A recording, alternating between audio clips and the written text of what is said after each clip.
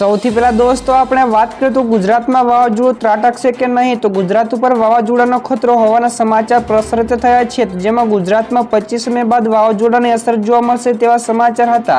ત્યારે દોસ્તો બંગાળની ખાડીમાં સાયક્લોનિક સર્ક્યુલેશન સક્રિય થયું છે, તો આજે 22 મેના રોજ લો પ્રેશરમાં ફેરવાશે અને 24 મે બાદ ડીપ ડિપ્રેશનમાં ફેરવાઈ જશે, જે ભારત તરફ આગળ વધશે। તો હવામાન વિભાગ અનુસાર આ સાયક્લોનની ગુજરાત ઉપર અસર નહીં થાય, તો ગુજરાતમાં માત્ર હીટવેવની અસર રહેશે, તો સાયક્લોનિક ઓડિશા તરફ ફંટાઈ જશે। તો દોસ્તો બીજા સૌથી મોટા સમાચાર, મસાલા કંપનીઓને સરકારે સૂચનાઓ આપી, તો એમડીએચ અને એવરેસ્ટના મસાલાને લઈને વિદેશમાં ઊભા થયેલા વિવાદ બાદ હવે સરકારે બંને કંપનીઓને પત્ર લખીને સુધારાત્મક પગલાં લેવાની સૂચનાઓ આપી છે। તો આ ઉપરાંત કંપનીઓની ફેક્ટરીઓનું પણ નિરીક્ષણ કરાયું છે, જેથી જાણી શકાય કે મસાલાનું ઉત્પાદન અને નિકાસ નિર્ધારિત ધોરણે મુજબ થાય છે કે નહીં। તો દોસ્તો તમને જણાવી દઈએ કે તાજેતરમાં જ ઘણા દેશોએ આ કંપનીઓના મસાલાઓને તેમના મસાલાઓમાં વધુ માત્રામાં ઈટીઓનું કારણ આપીને ભારત ઉપર પરત મોકલ્યા હતા। આગળ દોસ્તો વધુ એક સૌથી મોટા સમાચાર મળ્યા છે, છેલ્લા 7 વર્ષમાં ન પડી હોય તેવી ગરમી મે મહિનામાં। તો અમદાવાદમાં છેલ્લા 7 વર્ષના સમયગાળામાં મે મહિનામાં ગઈકાલનો દિવસ સૌથી રેકોર્ડ બ્રેક ગરમી પડી છે, તો ગરમીનો પારો 45 ડિગ્રીને પાર પહોંચ્યો છે। તો અમરેલીમાં 45 ડિગ્રી, વડોદરામાં 44.2 ડિગ્રી, ભુજ શહેરમાં 42.6 ડિગ્રી, ભાવનગરમાં 43.8 ડિગ્રી, ગાંધીનગરમાં તાપમાનનો પારો 45 ડિગ્રી અને રાજકોટમાં 43.7 ડિગ્રી ગરમી નોંધાઈ હતી। તો દોસ્તો તમારા વિસ્તારનું અંદાજિત તાપમાન કેટલું હશે, ફટાફટ નીચે કોમેન્ટ કરીને જણાવજો। તો દોસ્તો ફટાફટ આગળના બીજા સમાચારની વાત કરીએ તો ગરમીમાં હાર્ટ એટેકથી મરી જઈશું તો જવાબદાર કોણ? તો વડોદરામાં સ્માર્ટ મીટર મામલો હજી પણ શમ્યો નથી, તો સ્માર્ટ મીટરો લગાવ્યા બાદ વીજળી ડૂલ થઈ જતા લોકોનો પારો ચડ્યો, તો એમજીવીસીએલ ઓફિસમાં જઈને કાચ તોડ્યા, વાયરો સળગાવ્યા અને ભારે હોબાળો કર્યો હતો। તો ફતેગંજ વિસ્તારમાં લોકોએ સ્માર્ટ મીટર હટાવવાની પણ માંગ કરી અને કહ્યું કે ગરમીમાં સ્માર્ટ મીટરના કારણે વીજળી જતી રહે છે, તો હાર્ટ એટેક આવશે તો તેની જવાબદારી કોણ લેશે? તો વોટ પહેલા આ થયું હોત તો અમે વોટ જ ન આપેત। તો દોસ્તો બીજા સૌથી અગત્યના સમાચાર સામે આવ્યા છે, રાહુલ ગાંધીને ઝટકો, સમન્સ જારી થયું। તો રાહુલ ગાંધીને રાંચીના એમપીએના એમએલએ કોર્ટમાંથી મોટો ઝટકો લાગ્યો છે। તો ગૃહમંત્રી અમિત શાહ પર કરેલી ટિપ્પણીના મામલામાં કોર્ટે તેમને બીજી વખત હાજર થવા માટે સમન્સ જારી કર્યું છે। તો નવીન ઝાએ આ મામલે રાંચીની સિવિલ કોર્ટમાં કેસ દાખલ કર્યો હતો। તો રાહુલ ગાંધીએ 2018માં દિલ્હી સત્રમાં કહ્યું હતું કે હત્યાનો આરોપ ભાજપમાં અધ્યક્ષ બની શકે છે, પરંતુ કોંગ્રેસમાં આવું ન થઈ શકે। આગળ દોસ્તો વધુ એક સૌથી અગત્યના સમાચાર મળ્યા છે, રેકોર્ડ બ્રેક 47.4 ડિગ્રી તાપમાન નોંધાયું, શાળાઓમાં જાહેર રજા જાહેર કરવામાં આવી। તો દેશના ઘણા રાજ્યોમાં ગરમી અગન વરસાવી રહી છે, તો આની વચ્ચે રાજધાનીથી મોટા સમાચાર સામે આવ્યા છે। તો ગઈકાલે ગરમીએ રેકોર્ડ તોડ્યો હતો, તો દેશમાં ગઈકાલે દિલ્હીમાં રેકોર્ડ બ્રેક 47.4 ડિગ્રી તાપમાન નોંધાયું છે, ત્યારે દિલ્હીના ઘણા બધા વિસ્તારોમાં આ ગરમીનો રેકોર્ડ નોંધાયો છે। તો આ ઉપરાંત શાળાઓમાં પણ રજા જાહેર કરવામાં આવી છે। તો દિલ્હીના બેઝ સ્ટેશન સફદરજંગમાં પણ 29 મે 1944ના રોજ સર્વોચ્ચ મહત્તમ તાપમાન 47.2 ડિગ્રી સેલ્સિયસ નોંધાયું હતું, જે ગઈકાલે નોંધાયેલા તાપમાન 47.4 ડિગ્રી સાથે રેકોર્ડ તોડી નાખ્યો છે।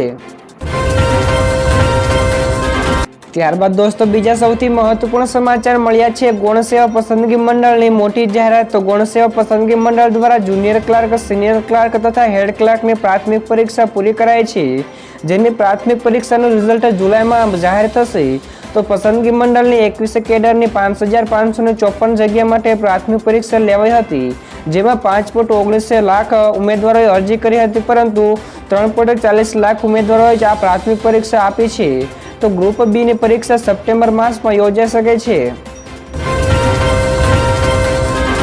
ત્યારબાદના દોસ્તો બીજા સૌથી મોટા સમાચાર સામે આવ્યા છે, સ્માર્ટ મીટરના વિરોધ વચ્ચે સરકારનો મોટો નિર્ણય। તો સ્માર્ટ મીટરને લઈને રાજ્ય સરકારે મોટો નિર્ણય લીધો છે, તે અનુસાર હવે સ્માર્ટ મીટર સાથે જૂના મીટર પણ લગાવવામાં આવશે। તો લોકોને ગેરસમજ દૂર કરવા માટે સ્માર્ટ મીટર સાથે વધુ એક મીટર લાગશે, જે વીજ ગ્રાહકની માંગણી કરશે તેમને ત્યાં સ્માર્ટ મીટર સાથે વધુ એક મીટર પણ લાગશે। તો લોકોનું કહેવું છે કે પહેલાના મીટર કરતાં સ્માર્ટ મીટરમાં બિલ વધુ આવે છે, તો ગેરસમજ દૂર કરવા માટે સરકારી કચેરીઓમાં પણ સ્માર્ટ મીટર લાગશે। તો દોસ્તો ઝડપથી આગળના બીજા સૌથી મોટા સમાચાર સામે આવ્યા છે. સીએમ કેજરીવાલની મોટી વાતો. તો મહાગઠબંધનને 300 બેઠકો મળશે. તો મોદી સરકાર 4 જૂને જઈ રહી છે. તો અમિત શાહ જનતાનો ગાળો આપી રહી છે. તો તમે પીએમ ન બન્યા તો તમે ઘમંડી બની ગયા. તો અહંકાર ઓછો કરો અને જનતાને ગાળો ન આપો. તો આ સિવાય તેમણે કહ્યું કે પીએમ મોદીએ તેમને પોતાના વારસદાર બનાવ્યા છે. તો અભિમાન ન કરો. તો શું ગુજરાત, પંજાબ અને દિલ્હીના લોકો પાકિસ્તાની છે? તો યોગીજીએ પણ મને ગાળો આપી છે. તો આ સિવાય યોગીના અસલી દુશ્મનો તો પાર્ટીમાં જ છે. તો શાહ અને મોદીએ યોગીને ખુરશી પરથી હટાવવાની યોજના પણ બનાવી લીધી છે. તો દોસ્તો, કેજરીવાલના આ નિવેદન વિશે તમારે શું કહેવું છે? ફટાફટ નીચે કોમેન્ટમાં જણાવજો. ત્યાર પછી દોસ્તો બીજા સૌથી અગત્યના સમાચાર મળ્યા છે. ગુજરાતીઓ ધ્યાન આપે, આકરી ગરમીને લઈને મોટી આગાહી. તો ગુજરાતમાં હજુ 4 દિવસ સૂર્યદેવ આગ વરસાવશે. તો તે દરમિયાન હીટવેવની પણ આગાહી કરાઈ છે. તો પહેલીવાર અમદાવાદમાં ગરમીને લઈને રેડ એલર્ટ જાહેર કરાયું છે. તો 21 થી 25 મે સુધી અમદાવાદીઓ બરાબરના શેકાશે. તો અમદાવાદમાં ગરમી 45 ડિગ્રી કે તેથી વધુ જઈ શકે છે. તો આ સિવાય સાબરકાંઠા, બનાસકાંઠા અને વલસાડમાં પણ હીટવેવની આગાહી કરાઈ છે. તો આણંદ, સુરત, સુરેન્દ્રનગર, ગાંધીનગર, પોરબંદર, રાજકોટ અને જૂનાગઢમાં પણ કાળઝાળ ગરમી પડશે. ત્યાર પછીના દોસ્તો બીજા સૌથી મહત્વપૂર્ણ સમાચાર. ઓએનજીસીને 11,526 કરોડનો નફો થયો હતો. ઓએનજીસીએ નાણાકીય વર્ષ 2023-24ના ચોથા ક્વાર્ટરના પરિણામો જાહેર કર્યા છે. તો કંપનીએ જાન્યુઆરી-માર્ચમાં 11,526 કરોડ રૂપિયાનો નફો કર્યો છે, જે ગત વર્ષના સમાન ક્વાર્ટરમાં 6,478 કરોડનો હતો. ત્યારે આ રીતે ચોખ્ખા નફામાં 78% જેટલો વધારો જોવા મળ્યો છે. તો કંપનીની આવક વાર્ષિક ધોરણે 1.64% વધીને 1.66 લાખ કરોડની થઈ ગઈ છે.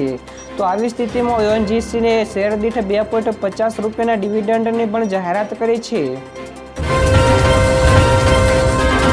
આગળ દોસ્તો બીજા સૌથી મહત્વપૂર્ણ સમાચાર મળ્યા છે. હીટવેવનો કહેર યથાવત. તો શાળાઓ બંધ કરવામાં આવી. તો કાળઝાળ ગરમી અને હીટવેવને દેશભરમાં તબાહી મચાવી છે. તો હવામાન વિભાગે આ અંગે રેડ એલર્ટ પણ જાહેર કર્યા છે. તો કાળઝાળ ગરમીના કારણે યુપી, પંજાબ, રાજસ્થાન, મધ્યપ્રદેશ અને દિલ્હી સહિતના ઘણા બધા રાજ્યોમાં શાળાઓને બંધ કરવાના આદેશો આપવામાં આવ્યા છે. તો યુપીમાં 25 મે સુધી, દિલ્હી અને રાજસ્થાન અને હરિયાણામાં 30મી જૂન સુધી અને મધ્યપ્રદેશમાં 15મી જૂન સુધી શાળાઓમાં જાહેર રજા એટલે કે બંધ રાખવાના આદેશો જારી કરાયા છે. ત્યારબાદના દોસ્તો બીજા સૌથી મોટા સમાચાર સામે આવ્યા છે. શક્તિસિંહ ગોહિલે કહ્યું કે સ્માર્ટ મીટરથી લોકોને લૂંટી રહ્યા છે. તો વડોદરામાં બહોળા પ્રમાણમાં સ્માર્ટ મીટરનો મુદ્દો ચર્ચાયો છે. તો સ્માર્ટ મીટર લગાવ્યા બાદ લોકોના વીજ બિલમાં